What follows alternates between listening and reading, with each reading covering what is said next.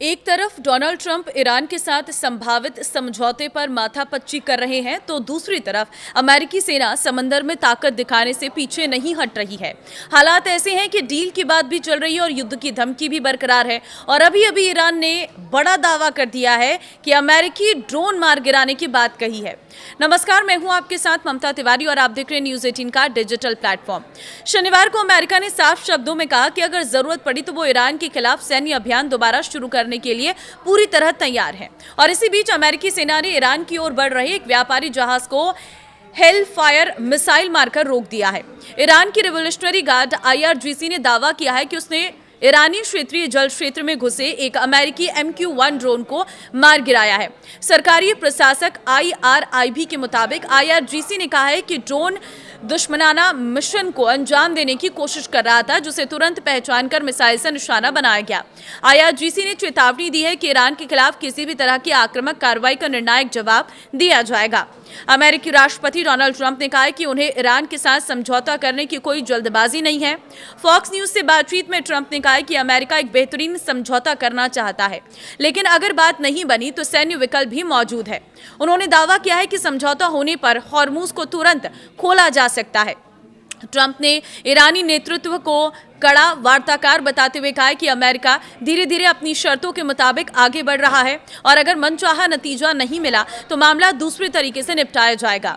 अमेरिकी राष्ट्रपति Donald Trump ने कहा कि अमेरिका को ईरान में नहीं होना चाहिए था, लेकिन उनका दावा है कि अगर 9 महीने पहले B-2 बम वर्षकों से हमला नहीं किया जाता तो ईरान के पास अब परमाणु हथियार होता। फॉक्स न्यूज से बातचीत में ट्रंप ने इराक युद्ध को भी बड़ी गलती बताया है।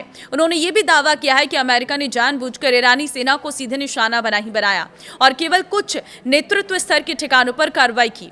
ट्रंप के मुताबिक इसका मकसद भविष्य में देश के पुनर्निर्माण की संभावनाओं को पूरी तरह खत्म होने से बचाना था।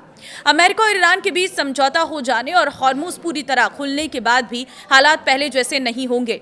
भू राजनीतिक जोखिम विशेषज्ञ मार्को का कहना है कि अब क्षेत्र पूर्ण सामान्य स्थिति नहीं बल्कि शर्तों वाली पहुंच के दौर में प्रवेश कर रहा है।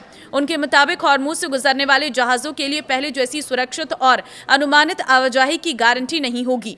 उन्होंने कहा कि कोई भी संभावित समझौता केवल अस्थायी राहत दे सकता है, लेकिन लंबे समय की स्थिरता और भरोसा बहाल करना अभी भी बड़ी चुनौती बना रहेगा।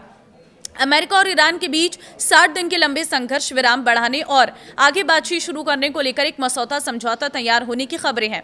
अमेरिकी अधिकारियों के अनुसार ये ड्राफ्ट ट्रंप की मंजूरी का इंतजार कर रहा है। शुक्रवार को ट्रंप ने व्हाइट हाउस के सिचुएशन रूम में अपनी राष्ट्रीय सुरक्षा टीम के साथ एक बैठक की थी, लेकिन करीब 2 घंटे चली बैठक के बाद भी कोई अंतिम फैसला नहीं हो सका। ट्रंप बार बार कह चुके हैं कि किसी भी समझौते के लिए 3 शर्तें जरूरी हैं। पहला, ईरान कभी परमाणु हथियार नहीं बनाएगा। दूसरा, हॉर्मुज पूरी तरह खुलेगा। तीसरा, समुद्री मार्गों में बिछाई गई बारूदी सुरंगें हटाई जाएंगी। ईरान भी पीछे हटने को तैयार नहीं है। जहां वॉशिंगटन समझौते की संभावना की बात कर रहा है, वहीं ईरान लगातार कह रहा है कि अभी कोई अंतिम समझौता नहीं बनी है। और ईरान ने शनिवार को फिर चेतावनी दी कि हॉर्मुज से गुजरने वाले जहाजों पर उसकी निगरानी जारी रहेगी। ईरान की संयुक्त सैन्य कमान ने कहा है कि नियमों का उल्लंघन करने वाले किसी भी सैन्य जहाज को निशाना बनाया जा सकता है। तो आपको क्या लग रहा है, युद्ध कैसे खत्म हो सकता है, क्या समाधान है? मुझे कमेंट में जरूर बताना। इस वीडियो को जितना हो सके शेयर कर देना। नमस्कार।